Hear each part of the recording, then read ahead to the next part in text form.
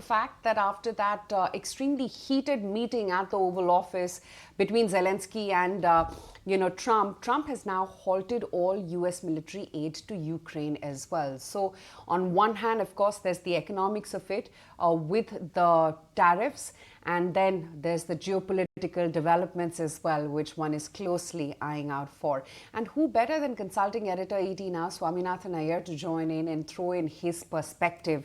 Swami, so much to talk about. Let's first, though, begin with tariffs, because that's what's been on the market's mind. A 25% tariff now on Canada and Mexico. He's gone on record to say that now, Trump.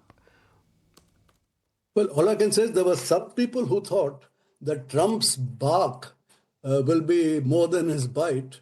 And they noted that, he talked about his tariffs and then he paused them. Well, now you realize that his bite is just as bad as his bark.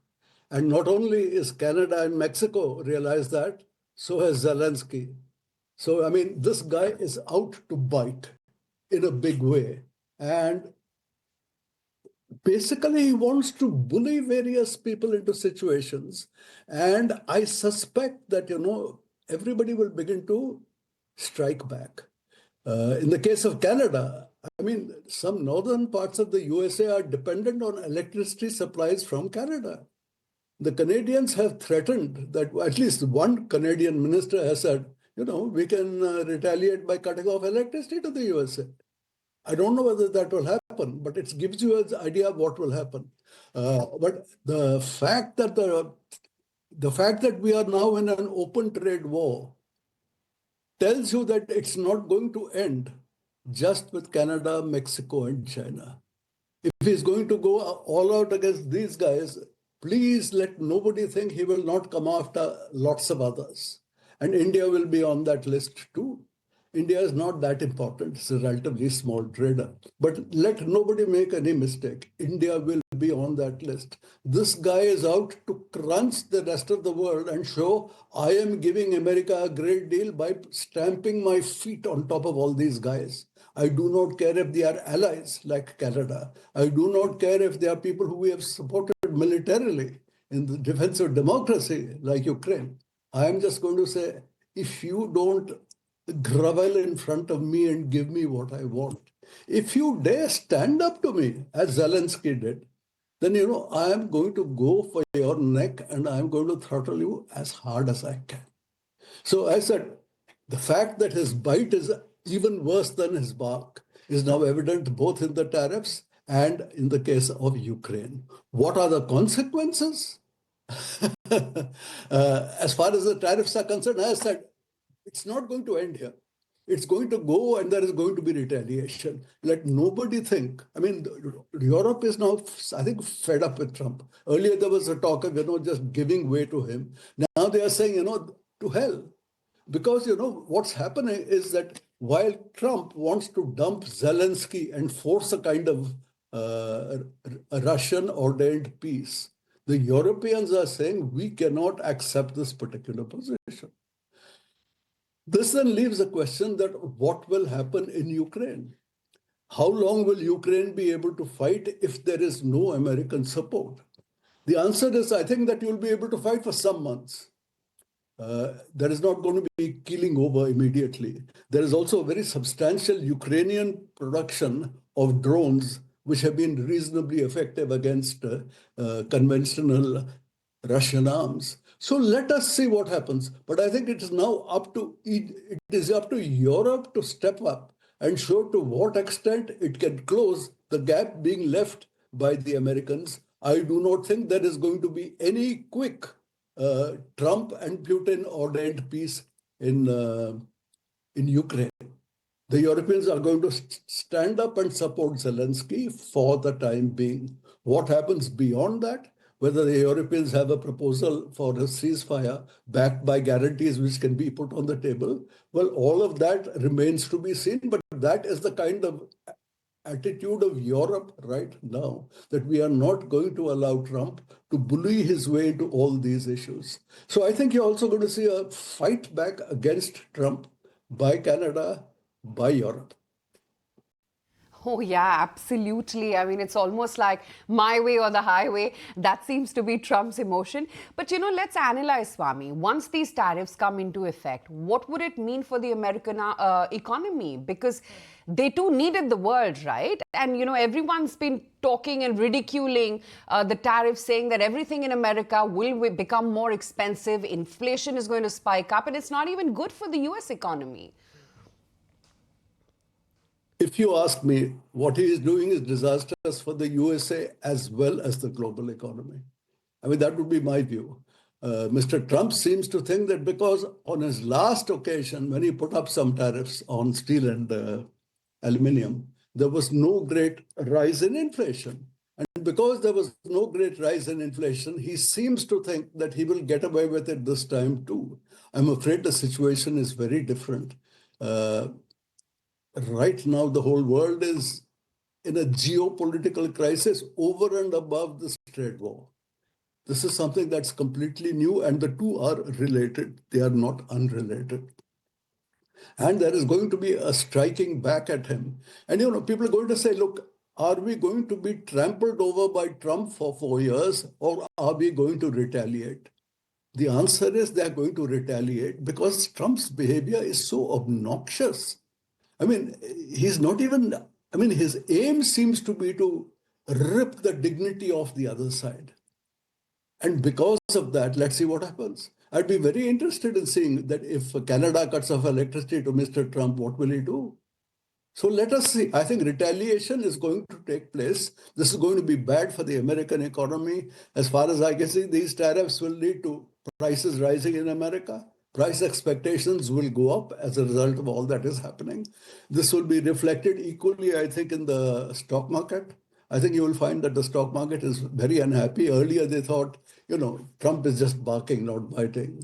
Now they know that, their worst fears are coming to be real. So let us see. So I think Mr. Trump is sensitive to the stock markets above all. So if the stock markets and bond markets in America begin to move against him, I wonder whether then he will have a rethink on the whole thing. let's watch and see that. Good morning, Swami sir. Good to be speaking with you. This is Shrishti also joining in. Since you were just talking about the retaliations that could likely be in play, my question is, are tariffs truly an effective tool to actually curb China's dominance? Because earlier it was, Trump was talking about a 10% tariff. Now it has been hiked to 20%. And the bigger question is that how is China likely to retaliate? If you can share your thoughts on this. China retaliated last time too.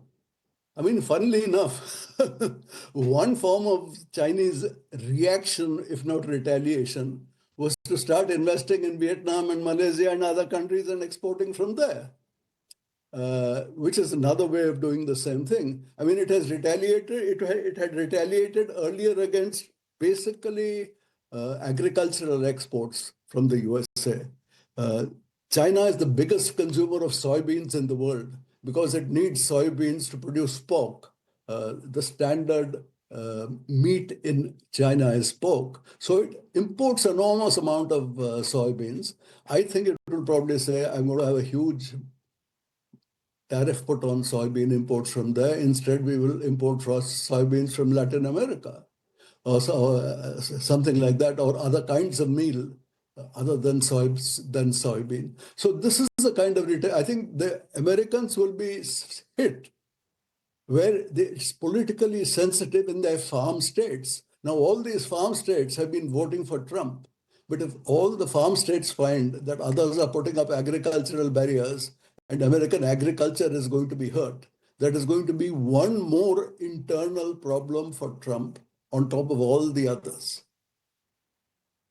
So, Swami, what is it that we're looking at for equity markets? Because, someone was talking about the point that US bond markets are already pricing in a recession. It may be a knee-jerk reaction, but for equity as an asset class and globally, what are we staring at? I think you are staring at a severe fall. Mind you, that's an extremely bold prediction to make, given the state of the froth in the market right now. But I think, this is American stock market is a bubble waiting to burst. And it is entirely plausible to me that Trump is going to burst that bubble. There have been comparisons of, between countries. You can have comparisons of valuations on various metrics. One of them is price to book, cyclically adjusted. A short time ago, one of the analysis I read that the price to book of the USA was the highest in the world at 5.2. India came next at 4.9. Third was Japan, all the way down at 1.8, Britain at 1.6, China at 1.3, Korea at 1.0, Hong Kong at 0.8. So, I mean, that gives you an idea the USA is so far ahead of the others in terms of valuation. Is there not a chance of not just a small, but a disastrous fall? To me, this has now become plausible. Markets have a momentum. Once panic sets in, a bubble can absolutely burst very badly instead of just a gradual release of the gas. So I said, because of what Trump is doing and because of the things that may happen, let us see what happens. Again, it's possible that the moment Mr. Trump sees that some of this stuff is causing such panic on the markets, will he then begin to pull back? I mean, it's very difficult to know what this man is going to go for. As of now, it looks as though he is out to smash everybody in sight and boast to the Americans, I have smashed them all in order to make America great again. If that does not happen, if it does not seem that America is getting great again, I wonder what the reaction will be. We'll have to wait and see.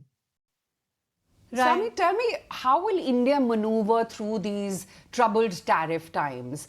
We already heard or didn't hear a whole lot from the Prime Minister's US visit. Now we hear that Piyush Goyal is on his way to the US and maybe some tariff talks are going to be in place. What role will India play?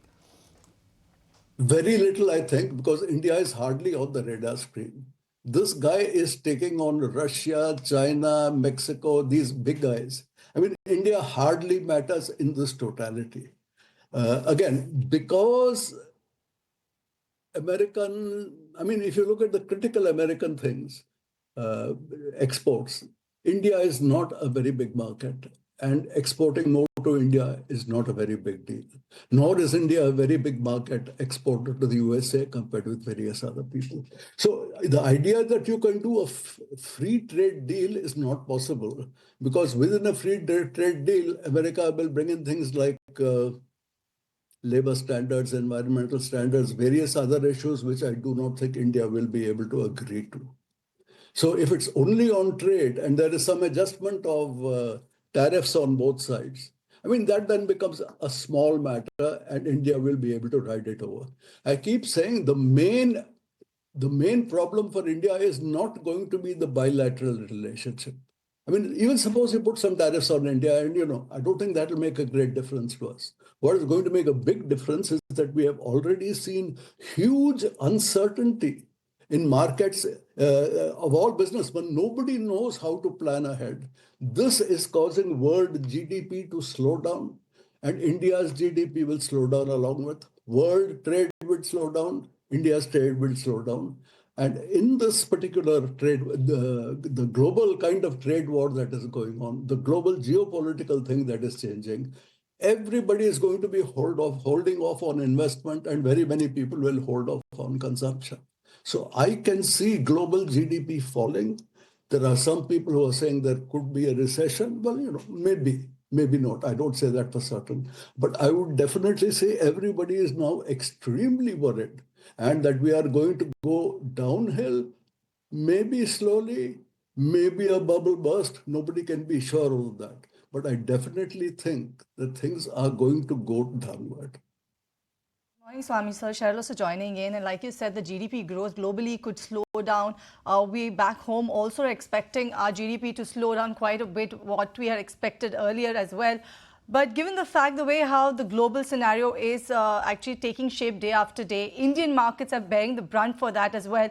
Do you think we all should brace for some more of an impact or harder impact going ahead? No, all I can say is that India is in some distance from the real war, both the geopolitical and the trade war. India is some distance.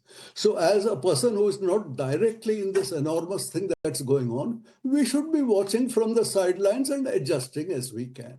There is no major initiative of any kind. I mean, Modi's idea that India will be a peacemaker. I mean, Trump doesn't give a damn for India to come in. He just say, I'm going to settle it with Putin. So, there is no role for India that the Americans are interested in giving in this particular thing. So, as far as I can see, India should be waiting on the sidelines. Fortunately, we have a resilient economy.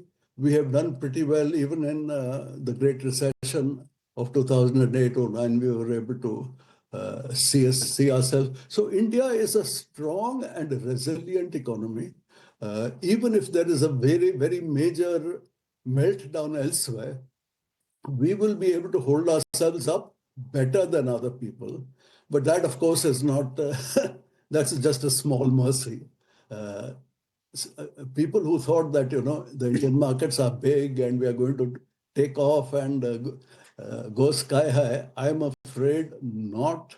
I'm afraid the dark days are ahead. On that somber note, Swami, thank you so much for your time and views this morning. Really appreciate it. If you like this video, then like, share and subscribe to ET Now.